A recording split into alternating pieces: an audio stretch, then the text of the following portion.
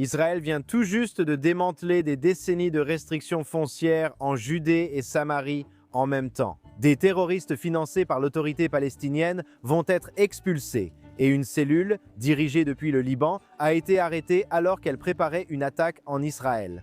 Ces trois événements ne sont pas des faits isolés, ce sont des éléments d'un seul et même changement qui s'accélère. Israël passe de la gestion du conflit à la redéfinition de la carte. La dissuasion et la souveraineté deviendront, espérons-le, des politiques.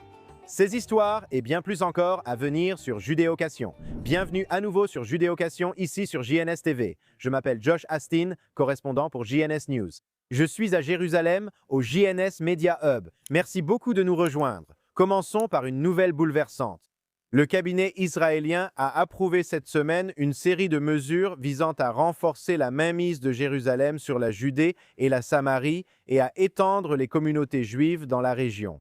Les décisions, promues par le ministre de la Défense Israël Katz et le ministre des Finances Bezalel Smotrich, devraient entraîner des changements majeurs dans les règles d'acquisition de terres en Judée et Samarie.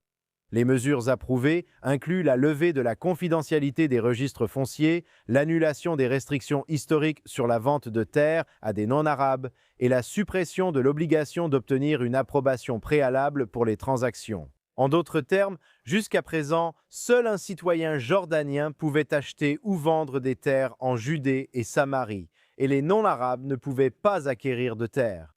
En résumé, les Juifs ne pouvaient pas acheter de terres aux Arabes, et ce, encore moins.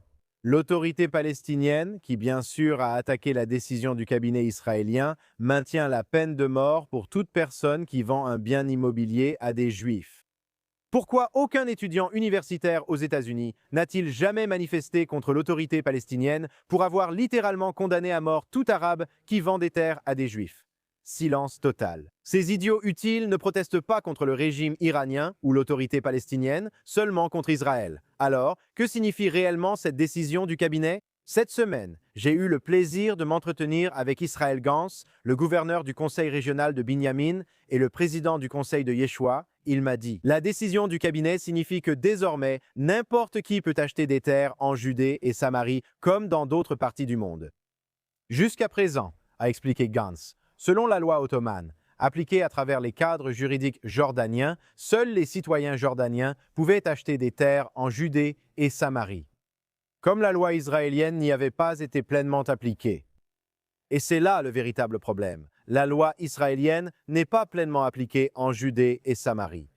La loi militaire. Oui, pour revenir à Gantz, il a dit. Concrètement, j'ai rencontré de nombreux Arabes qui voulaient vendre des terres, mais ne pouvaient pas le faire à des non-Arabes. Les investisseurs étrangers ne pouvaient pas non plus acheter de terres.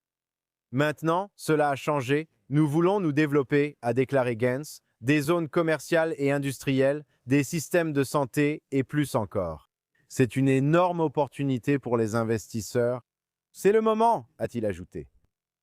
Gantz a qualifié cette mesure d'une nouvelle étape vers l'application de la loi israélienne en Judée et Samarie.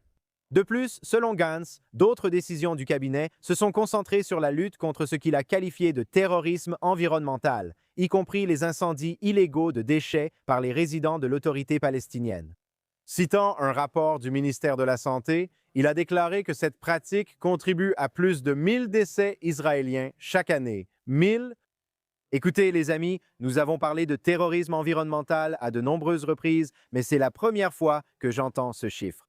1000 personnes, 1000 Israéliens meurent chaque année à cause de problèmes de santé attribués à la pollution de l'air à la suite de ces incendies illégaux. C'est hallucinant.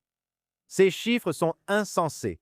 Un troisième volet de la décision du cabinet concerne la protection des sites archéologiques juifs à travers la Judée et la Samarie, y compris dans la zone A, qui est sous le contrôle total de l'autorité palestinienne. Gantz a déclaré: de tels sites font depuis longtemps face à la profanation et au vol. C'est un autre sujet dont nous avons parlé dans l'émission Le terrorisme archéologique, donc c'est une grande nouvelle et c'est vraiment bienvenu les amis. Petit à petit, de plus en plus, on tend vers la souveraineté ou l'application de la loi israélienne en Judée et Samarie. Notez, je n'ai pas parlé d'annexion, on n'annexe pas ce qui est déjà à soi.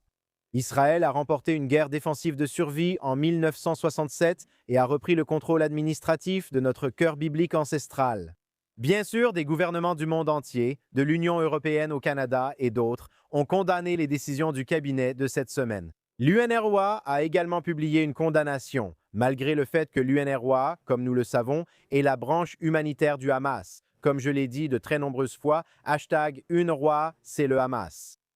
Bien sûr, les Juifs peuvent vivre à Paris, à Toronto ou à Londres, mais Dieu nous en préserve, les Juifs devraient pouvoir vivre ou avoir des droits de propriété dans un endroit appelé Judée.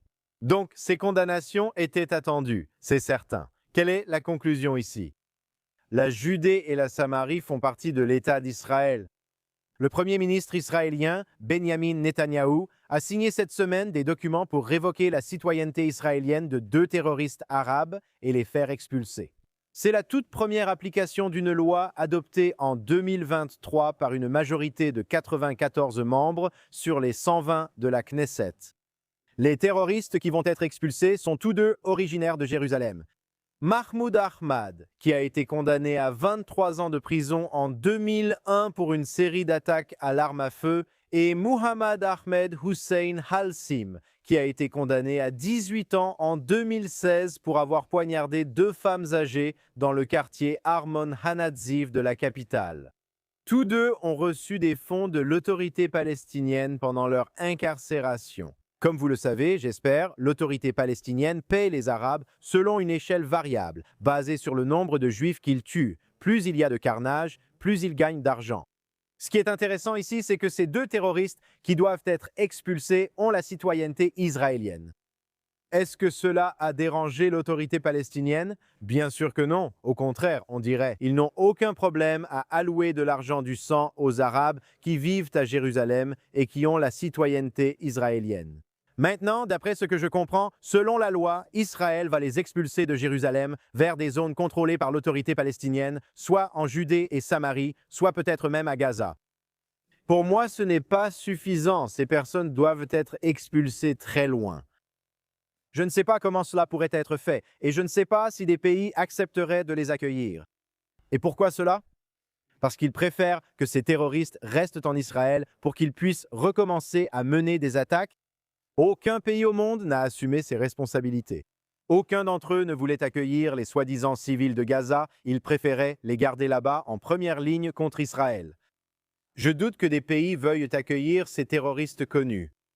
Au final, Israël doit établir des politiques qui créent une véritable dissuasion. Si cela passe par l'expulsion, tant mieux, mais les futurs terroristes doivent réfléchir à 2 fois en se réveillant le matin. Ils doivent comprendre que cela ne vaut tout simplement pas la peine d'essayer de tuer des Juifs et que des vies pourraient être sauvées. Passons à la suite. L'agence de sécurité israélienne, le Shin Bet, a déclaré cette semaine avoir découvert une cellule terroriste de 5 hommes dirigée depuis le Liban qui opérait dans la région de Samarie. L'agence a indiqué que le réseau avait reçu pour instruction de photographier une communauté israélienne en Samarie et qu'il avait mené un entraînement aux armes en préparation d'une attaque planifiée. Le Shin Bet, dans le cadre de ses enquêtes et opérations de collecte de renseignements, a découvert que le chef du réseau était un ressortissant libanais ayant des liens avec les organisations terroristes Hamas et Hezbollah. Des actes d'accusation ont été déposés contre les 5 agents, selon le Shin Bet. Ils ont déclaré qu'ils continueraient à œuvrer pour contrecarrer toute tentative de promouvoir des activités terroristes contre Israël, ses résidents et ses citoyens. D'abord, grâce à Dieu, cette cellule a été découverte. Comme nous le savons, il y a eu de nombreuses autres tentatives de la part de terroristes à l'étranger pour aider à lancer des attaques contre Israël et les Israéliens, dans ce cas, le Liban. Mais il y a des attaques planifiées depuis l'Iran et d'autres pays, et bien sûr, il y a la contrebande d'armes vers la Judée et la Samarie via la Jordanie. Certaines de ces armes atteignent des Arabes citoyens israéliens partout dans le pays. Dieu merci pour nos services de sécurité, notre armée, la police des frontières, les autres, et bien sûr, Dieu au-dessus de tout, qui œuvre sur de nombreux fronts pour assurer la sécurité du peuple d'Israël. On continue. La police israélienne a fermé cette semaine 10 entreprises et arrêté plus de 45 Arabes de l'autorité palestinienne sans papier, travaillant illégalement en Israël même. Cela s'est produit lors d'une opération de grande envergure dans le district côtier dimanche dernier, selon la police israélienne et son unité de porte-parole. L'opération, qui visait l'emploi de personnes entrant en Israël sans permis valide, a impliqué l'inspection de plus de 120 entreprises. Les raids se sont concentrés sur des centres à Haïfa, Wadi Ara, Zikron, Yaakov et les Krayot qui se trouvent près de Haïfa. Regardez cette vidéo.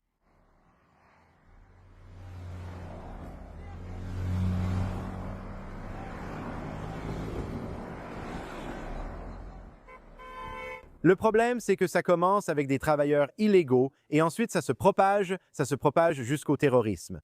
Comme vous venez de le voir, la soi-disant barrière de sécurité n'empêche pas vraiment les clandestins de passer. Nous aurions dû comprendre, le 7 octobre, que les murs et les clôtures ne sont pas la solution. Stop aux solutions temporaires à nos problèmes, les amis.